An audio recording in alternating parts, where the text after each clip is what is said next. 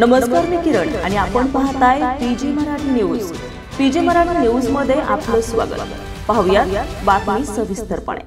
छत्रपती संभाजीनगर येथे मनोज जरांगे पाटील यांच्या उपस्थितीमध्ये 13 जुलै रोजी मराठा आरक्षण जनजागृती रॅली पार पडणार आहे। या रॅलीकरिता फुलंब्री तालुक्यामध्ये जय्यत तयारी सुरू असून गावोगावी फिरून तयारी सुरू आहे। तालुक्यातील सर्कल वाईज आठवडाभरापासून गावोगावी फिरून जनजागृती करण्यात येते। तालुक्यातून मोठ्या संख्येने समाज बांधवांनी उपस्थित राहण्याचं आवाहन करण्यात येत आहे। सर्वांना जय जिजाऊ जय शिवराय।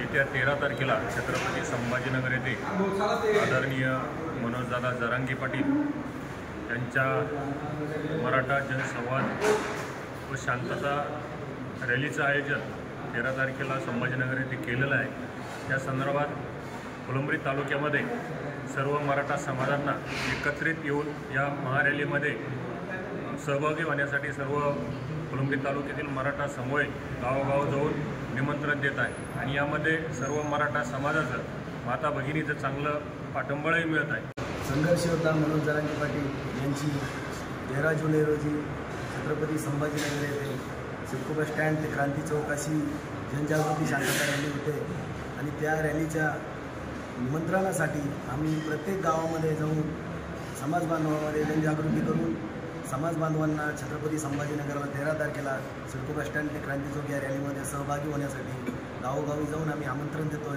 आणि प्रतिसादही चांगल्या पद्धतीने मिळतोय।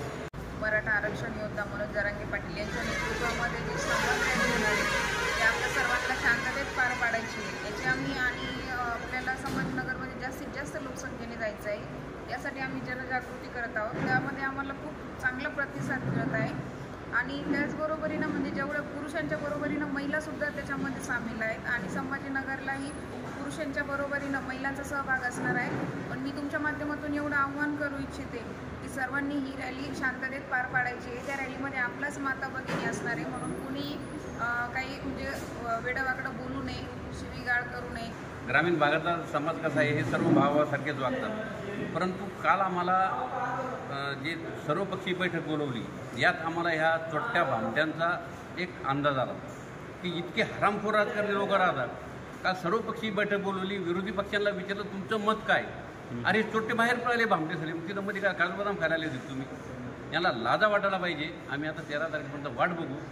13 तारखेला जर का आम्हाला सगळे सोयऱ्यातून आरक्षण मिळालं नाही ना, मग याला वखरावरचे रुमणे काढू आणि विरोधी बी आणि सत्ताधारी बी असे आणू याच्या बापानं कधी पाहिलं नाही। पीजी मराठी न्यूज चॅनलसाठी मुख्य संपादक प्रवीण एखंडेसह प्रतिनिधी जगदीश बलांडे, फुलंब्री, छत्रपती संभाजीनगर।